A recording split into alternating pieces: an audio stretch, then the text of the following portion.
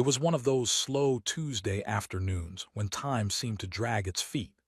The kind of day where the rain tapped against the windows like it had nowhere else to be, and the few customers who wandered in were just killing time, not really looking to buy anything. Vincent Park had owned his music store for almost 22 years. He knew every scratch on the wooden floors, every fingerprint on the glass display cases, and every note that echoed off the walls when someone tested an instrument. His shop sat in a quiet strip mall between a dry cleaner and a sandwich place that always smelled like pickles. It was not a fancy location, but musicians in the area knew where to find him. On this particular afternoon, Vincent stood behind the counter going through a stack of invoices. His employee, a young man named who was working his way through community college, sat on a stool near the guitar section scrolling through his phone. The store was empty except for the two of them, and the soft hum of the heating system fighting against the cold. That was when the bell above the door chimed. Vincent looked up and saw an elderly woman step inside. She moved slowly, carefully, like someone who had learned to distrust her own footing. Her raincoat was old but clean, the kind of beige color that had probably been stylish decades ago. A small plastic rain cap covered her gray hair, and she carried a worn leather purse that looked like it had seen better days. She paused just inside the doorway and looked around the store with wide, curious eyes. Vincent noticed the way she took everything in, her gaze moving from the rows of guitars hanging on the wall to the drums in the corner to the keyboards lined up near the window. But her eyes did not stay on any of those things for long. They landed on the piano. In the center of the showroom, roped off with a velvet barrier, sat a concert grand. It was the most expensive item in the store by far. Vincent had bought it 3 years ago from an estate sale, and he kept it more as a showpiece than anything else. Very few people in this town could afford a piano like that, but it drew customers in. It made them dream, and sometimes dreamers bought other things. The old woman stood there staring at it for a long moment.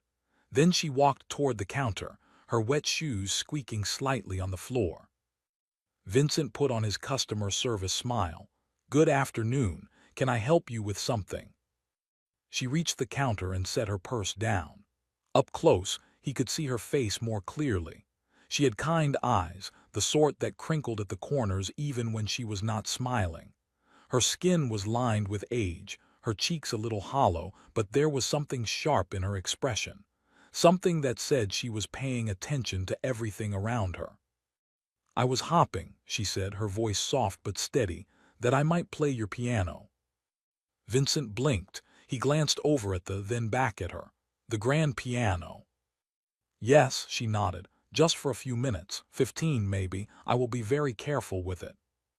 Had looked up from his phone now, watching the exchange with mild curiosity. Vincent hesitated. This was not an unusual request exactly.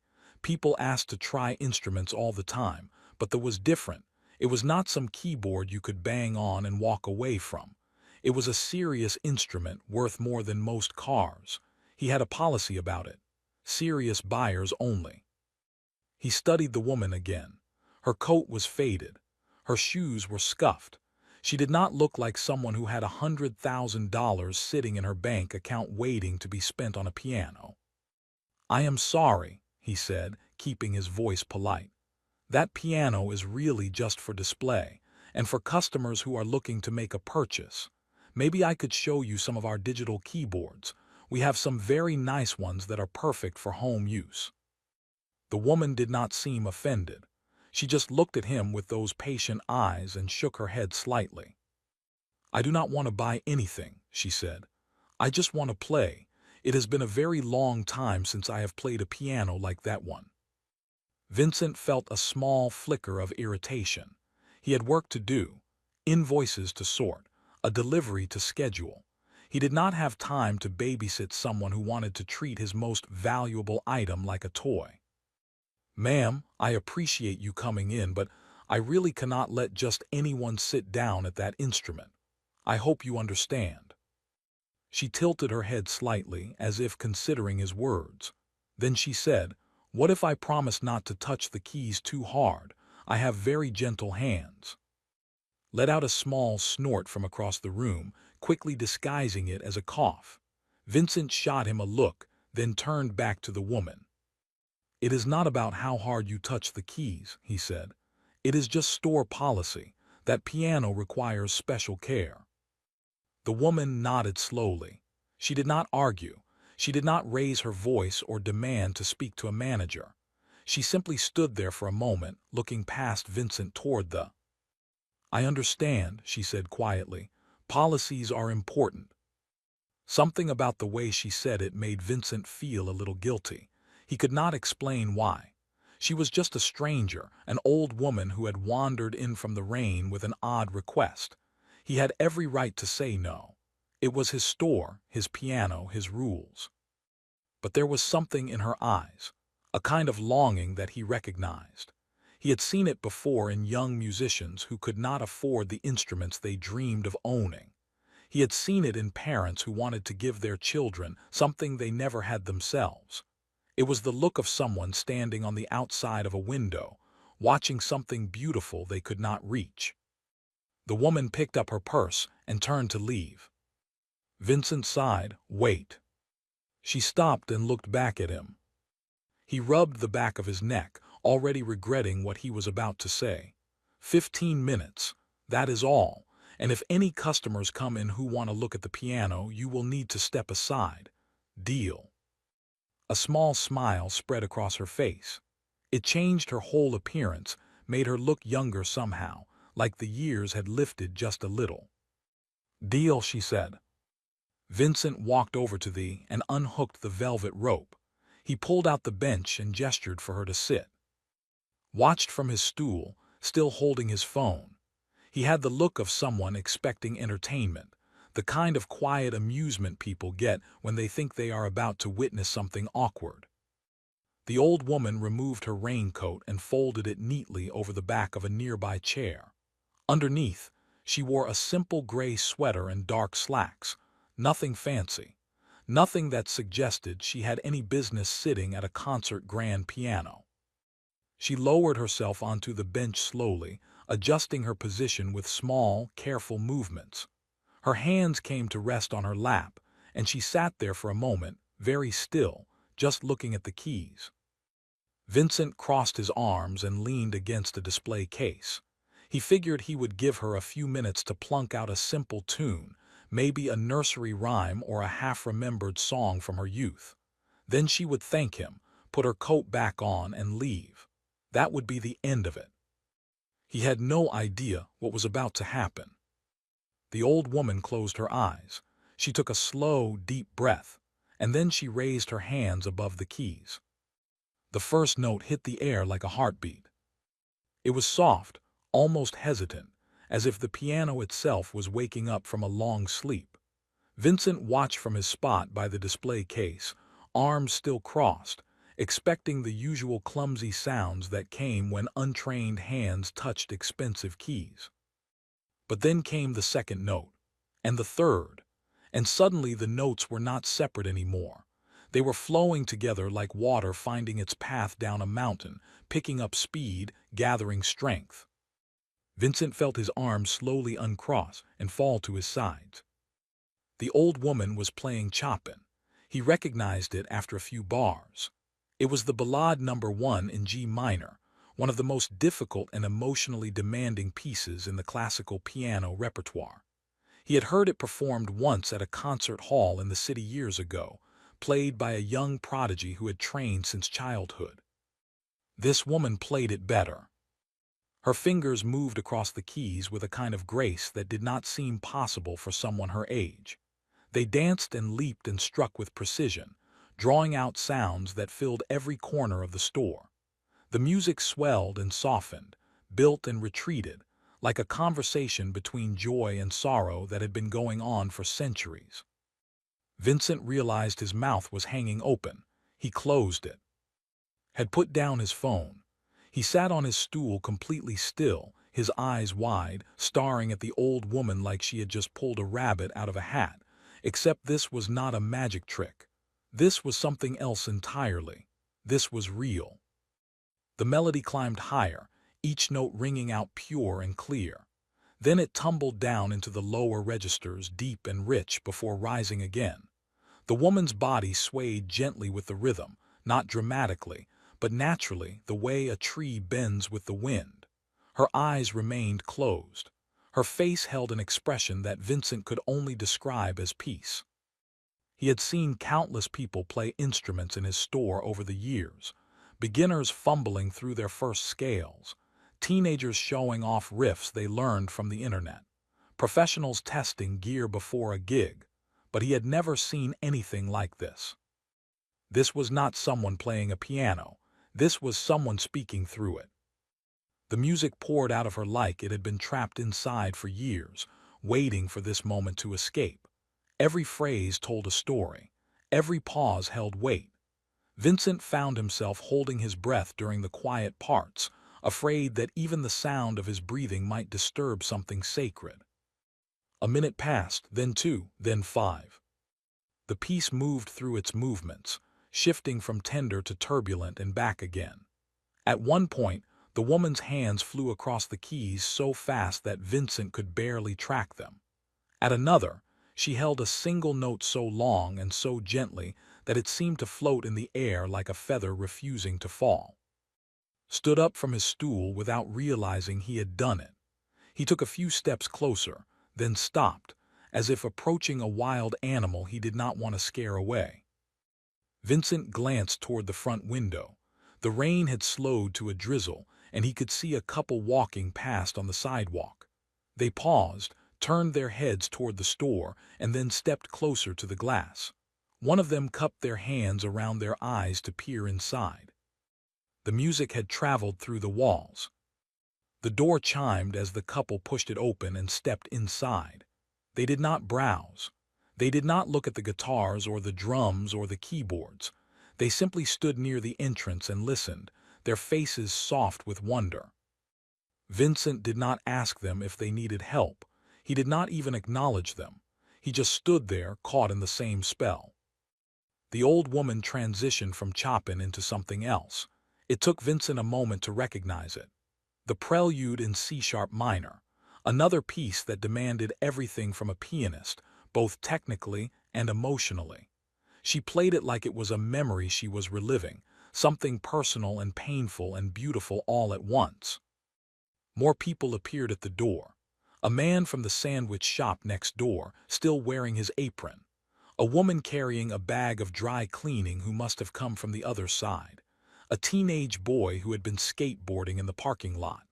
They filed in one by one, drawn by the sound, and found places to stand along the edges of the room. Nobody spoke, nobody moved, they just listened. Vincent watched the old woman's hands. They were not the hands of a young person. He could see the signs of age in them, the slight swelling at the knuckles, the thin skin marked with faint spots. These were hands that had lived a long life, hands that had known work and struggle and time. And yet they moved like they belonged to someone half her age. There was no hesitation, no stiffness, just fluid, effortless motion that turned the piano into something alive. The piece ended with a deep, resonant chord that seemed to vibrate in Vincent's chest. The woman paused, her hands hovering above the keys. For a moment, Vincent thought she was finished. Then she began to play. It was the Hungarian Rhapsody No. 2, a piece so technically demanding that many professional pianists avoided it in live performances. The opening was slow and dramatic, full of tension and anticipation. Then it exploded into a cascade of notes that tumbled over each other like a waterfall crashing against rocks. The teenage boy near the door whispered something under his breath. It sounded like a curse word, but the kind you say when you cannot believe what you are seeing. The woman's fingers hammered and glided across the keys, her whole body engaged in the performance. There were moments when it seemed impossible that one person could produce so many sounds at once. The piano sang and roared and wept, all at the command of this small, elderly woman in her gray sweater. Had his phone out again, but this time he was not scrolling. He was recording, His hand trembled slightly as he held it up, trying to capture something that felt too big for a tiny screen. Vincent felt a strange tightness in his throat. He was not a man who cried easily. He had buried his father 5 years ago and managed to hold himself together through the whole funeral. But standing here now, listening to this music, he felt something cracking open inside him. He looked around the room. The woman with the dry cleaning had tears running down her cheeks. The man in the apron was wiping his eyes with the back of his hand. Even the skateboard kid looked like he had forgotten how to breathe. The piece built to its thundering finale. The woman's hands crashed down on the keys one last time, and the final chord rang out through the store like a declaration. Then silence. Nobody moved, nobody clapped. The quiet stretched out, heavy and full, like the world was still catching its breath. The old woman slowly lowered her hands to her lap. She sat very still for a moment, her eyes still closed. Then she opened them and looked down at the keys as if seeing them for the first time. Vincent stepped forward. His voice came out rough, barely above a whisper. "Who are you?" The woman turned her head and looked at him. There was something in her eyes now that had not been there before. A kind of light, a spark that seemed to glow from somewhere deep inside. She smiled softly. It was the same smile she had given him earlier, but now it carried the weight of everything she had just played. "I am just someone who wanted to remember," she said. Vincent shook his head slowly. That answer was not enough. Not after what he had just witnessed. Not after the music that still seemed to hang in the air around them. "No," he said, "you are more than that, much more." The small crowd murmured in agreement. They had all felt it. They had all been transported somewhere else for those 40 minutes, carried away by sounds that seemed to come from another world. The old woman looked around at the faces watching her. Something shifted in her expression, a flicker of something old and buried, a memory trying to surface. She took a slow breath and folded her hands in her lap. "It is a long story," she said quietly. Vincent pulled up a chair and sat down across from her. The other people in the store drew a little closer, forming a loose circle around the piano. "We have time," he said. The old woman looked down at her hands resting in her lap.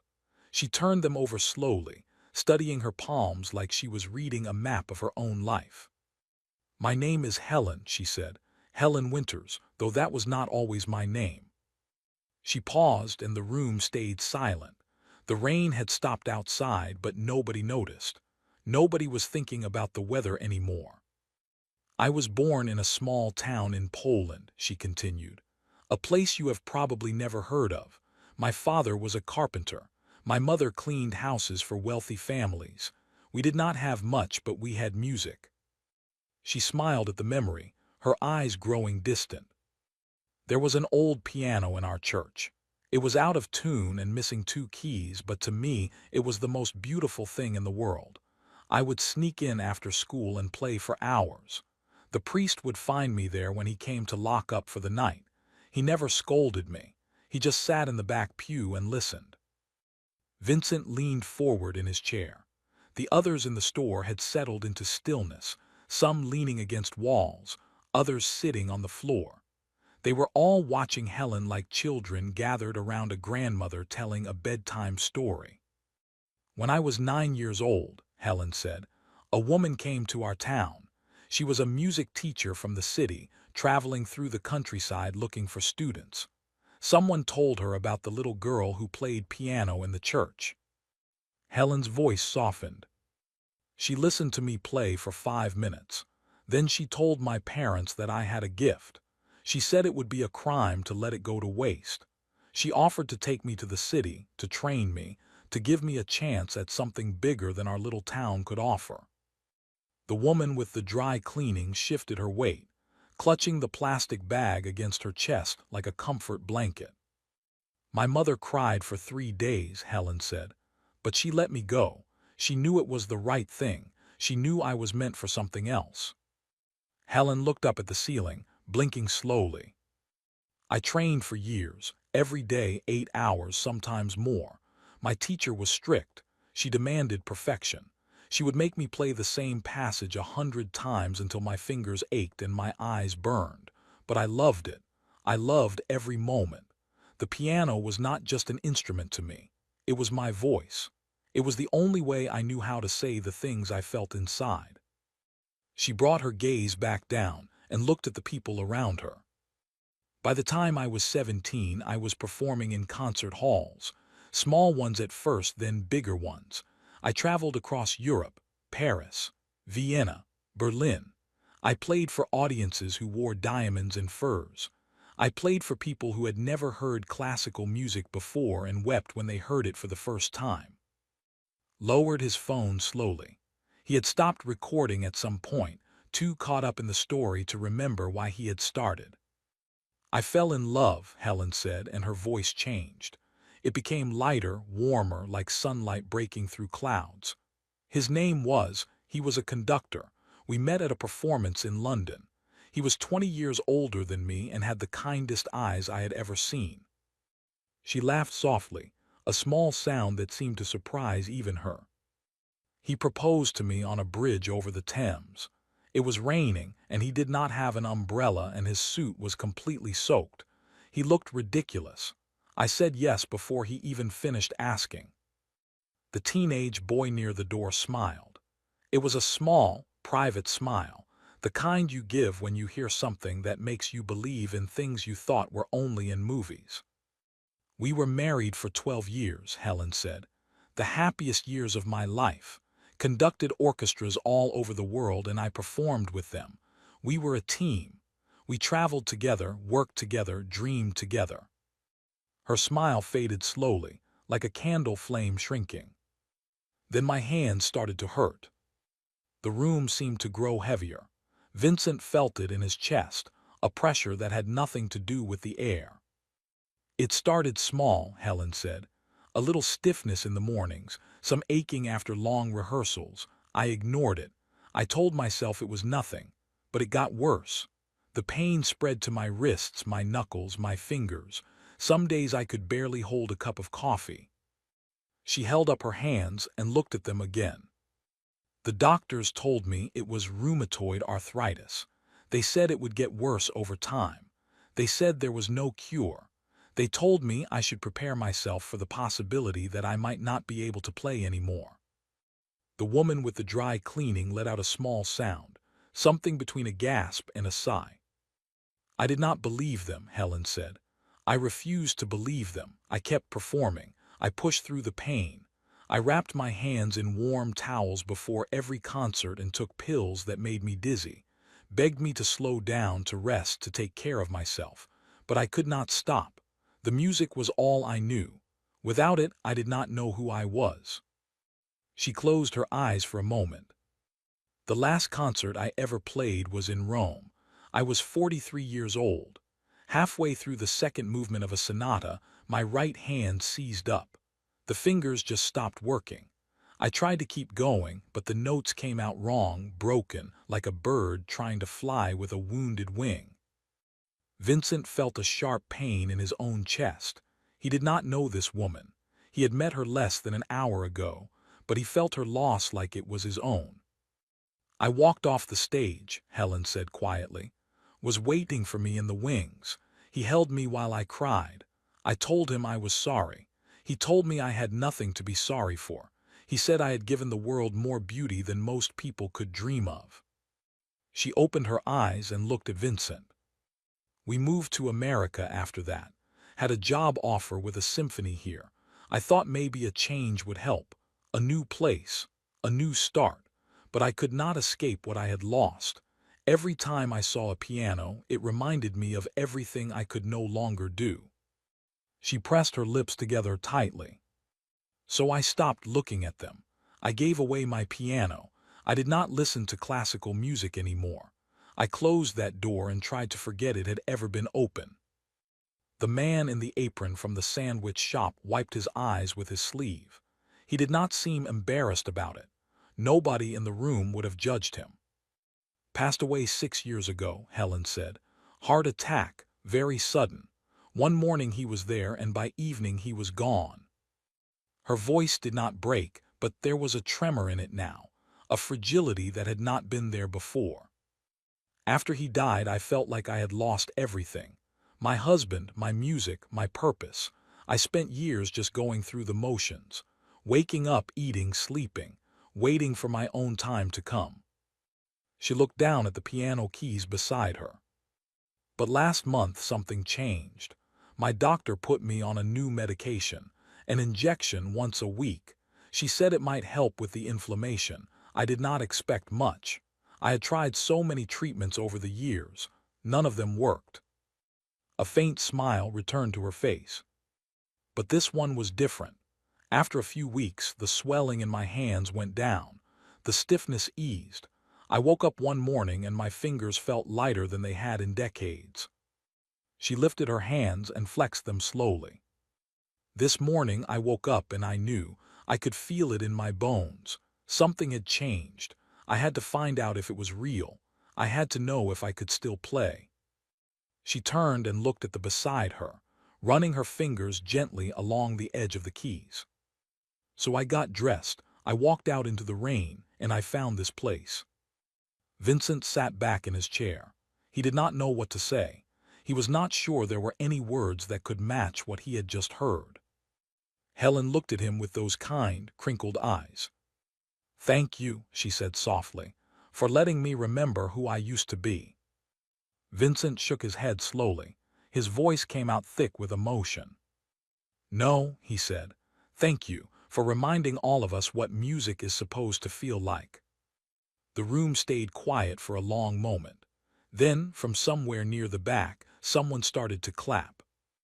The applause started soft, like the first drops of rain before a storm. One person clapping, then two, then suddenly the whole room erupted into sound. People who had been strangers an hour ago were now standing together, cheering for a woman they had just met. Helen looked around at their faces with surprise in her eyes. She had not expected this. She had walked into this store hopping for 15 quiet minutes with a piano. She had not planned to share her story. She had not imagined anyone would care. But they did. They cared deeply. The teenage boy who had been skateboarding outside was clapping so hard his palms were turning red. The woman with the dry cleaning had set her bag on the floor and was wiping fresh tears from her cheeks. The man in the apron from the sandwich shop was nodding his head slowly, a look of deep respect on his face. Vincent stood up from his chair and walked over to Helen. He did not say anything at first. He just extended his hand. She took it, and he helped her rise from the piano bench. Her legs were a little shaky after sitting for so long, but she steadied herself and stood tall. "I do not know what to say," Vincent said. His voice was rough around the edges, like he was fighting to keep it steady. "I have owned this store for over 20 years. I have heard a lot of people play a lot of instruments, but I have never experienced anything like what just happened here." Helen smiled gently. "The piano did most of the work. It is a beautiful instrument." Vincent shook his head. "No, the piano is just wood and strings. You are the one who made it sing." A murmur of agreement passed through the small crowd. Stepped forward, still holding his phone. "I recorded some of it," he said, his voice a little nervous. "I hope that is okay. I have never heard anything like that before. I wanted to remember it." Helen looked at him with warmth. "That is very kind of you. I do not mind." "Could I maybe post it online?" asked. "I think people should hear this. I think they need to hear it." Helen hesitated. For so many years she had hidden from the world. She had buried her music and her memories and tried to live a quiet, invisible life. The thought of being seen again, of being known, felt strange and frightening. But then she looked around at the faces watching her. These were ordinary people, a shop owner, a college student, a man who made sandwiches, a woman picking up laundry, a teenager with a skateboard. They had nothing in common except that they had all wandered into this store on a rainy afternoon and been touched by something they could not explain. Maybe that was exactly what the world needed. Not perfection, not fame, just moments of unexpected beauty that reminded people they were alive. Yes, Helen said quietly, you can share it. His face lit up. Thank you, I promise I will do it right, I will tell your story. Vincent looked at Helen for a long moment. Then he took a deep breath and said something that surprised even himself. I want you to come back. Helen tilted her head. Come back. Yes, whenever you want. The piano is yours to play. No appointments. No time limits. Just come in whenever you feel like it and it will be waiting for you. Helen's eyes widened. I could not ask you to do that. This is your business. That piano is worth a fortune. It is worth exactly what it can give to people, Vincent said. And today it gave more than I ever thought possible. A piano like that deserves to be played by someone like you. It would be an honor to have you here. Helen looked at the. She reached out and touched the smooth black surface, running her fingers along the curve of the lid. I spent so many years being afraid, she said softly. Afraid to play, afraid to remember, afraid to feel. I thought if I stayed away from music the pain would go away, but it never did. It just stayed inside, getting heavier and heavier. She turned back to Vincent. Today, when I sat down at this piano, something broke open inside me. All those years of silence just poured out through my fingers. It was like breathing again after holding my breath for decades. Vincent nodded. He understood. Maybe not the specifics of her story, but the feeling behind it. The weight of carrying something alone for too long. The relief of finally letting it go. The crowd began to thin slowly. People had jobs to get back to, errands to finish, lives to continue. But they did not leave the same way they had come in. There was something different about them now. A softness in their eyes, a quietness in their steps, like they were carrying something precious and did not want to drop it. The woman with the dry cleaning paused at the door. She turned back and looked at Helen. Thank you, she said simply. I lost my mother last year. She used to play piano. Listening to you today made me feel like she was here again just for a little while. Helen's eyes glistened. I am glad the music found you. The woman nodded and walked out into the gray afternoon. One by one, the others left too. The man in the apron gave a small wave. The teenage boy paused to shake Helen's hand before disappearing with his skateboard. Soon it was just Helen, Vincent, and in the quiet store. Was already typing on his phone, his fingers flying across the screen. I am going to post this tonight, he said. I have a feeling a lot of people are going to want to see it. Vincent handed Helen her raincoat. Can I give you a ride home? It is still wet out there. Helen shook her head. Thank you, but I think I will walk. I have a lot to think about. She slipped her arms into the coat and buttoned it slowly. Then she picked up her worn leather purse and hung it over her shoulder. Will you come back? Vincent asked. There was something almost hopeful in his voice, like a child asking if a favorite visitor would return. Helen smiled. It was a real smile, full and warm, the kind that reaches all the way to the eyes. Yes, she said, I think I will. She walked to the door and paused with her hand on the handle.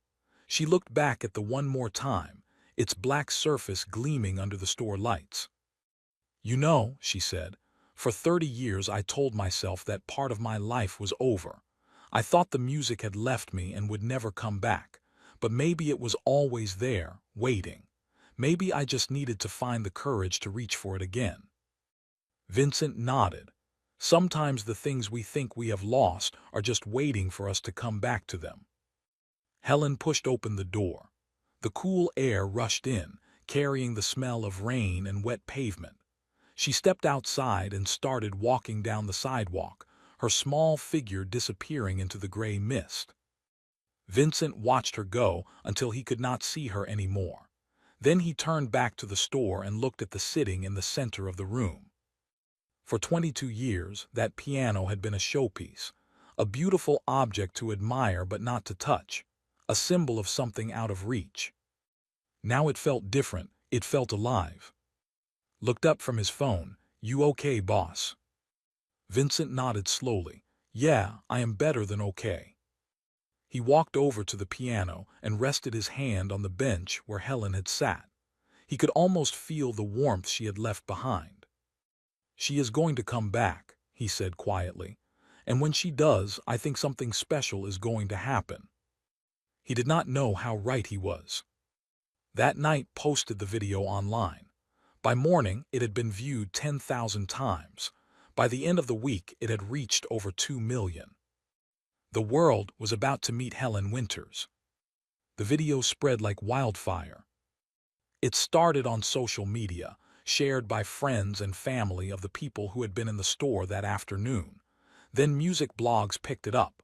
Then news websites. Within a week, Helen Winters was a name that millions of people recognized. The comments poured in from every corner of the world. People wrote about how the video made them cry. They shared their own stories of lost dreams and second chances. Musicians who had given up on their craft said they were inspired to pick up their instruments again. Parents played the video for their children and told them to never stop believing in themselves. Vincent's phone did not stop ringing. Reporters wanted interviews. Television producers wanted to feature the store. A documentary filmmaker called from overseas asking if she could tell Helen's story. The quiet little music shop in the strip mall had become the center of something much bigger than anyone could have imagined. But through all the chaos, one thing remained constant. Every Saturday at 2 o'clock, Helen came to play. She kept her promise. She showed up in her same beige raincoat, carrying her same worn leather purse, and she sat down at the like she had done that first rainy Tuesday. And she played. Word got out quickly. By the second Saturday, there were 50 people waiting outside the store before it opened. By the fourth Saturday, there were over 200. People brought folding chairs and blankets. They lined up along the sidewalk and spilled into the parking lot. Some drove for hours just to hear her play. Vincent had to rearrange the entire store to make room. He moved the guitars and drums to the back and set up rows of chairs facing the piano. Managed crowd control, handing outnumbered tickets to make sure everyone got a fair chance to come inside. Helen never charged a penny. She never asked for anything in return. She simply played, the same way she had played that first day, with her eyes closed and her heart open. The local news station sent a crew to cover one of her Saturday performances. The reporter, a young woman with bright eyes and a kind smile, asked Helen how it felt to be famous again after so many years. Helen thought about the question for a moment. Then she said, "I am not famous. I am just an old woman who found her way back to something she loved. The music is what matters, not me." The reporter smiled. "But you have touched so many people. Does that not mean something?" Helen nodded slowly. "It means everything, but not because of who I am. It is because of what music can do. It connects us. It reminds us that we are not alone. That is the real gift." The interview aired that evening on the 6 o'clock news. By the next morning, Helen had received over 1,000 letters. People wrote to her from across the country, sharing their struggles and their hopes. A woman in Texas said she had been diagnosed with the same type of arthritis and had given up hope. Watching Helen play made her believe that maybe her story was not over yet. A man in Ohio wrote that he had not spoken to his father in 10 years, but after seeing the video, he picked up the phone and called. They talked for 3 hours. Helen read every single letter. She stayed up late into the night, going through them one by one, crying and laughing and feeling things she had not allowed herself to feel in decades. One afternoon, Vincent sat down with her after a performance. The store had emptied out, and the late afternoon sunlight was streaming through the windows. "There is something I want to talk to you about," he said. Helen looked at him with curiosity. "What is it?" Vincent pulled out his phone and showed her a. "Some people online started a fundraiser. They want to buy you a piano, so you can have one at home." Helen stared at the screen. The numbers did not make sense at first. Then she realized what she was seeing. $47,000. That cannot be right, she whispered. It is, Vincent said, and it is still growing. People from all over the world have donated. $5 here, $10 there. A few people gave hundreds. They all said the same thing.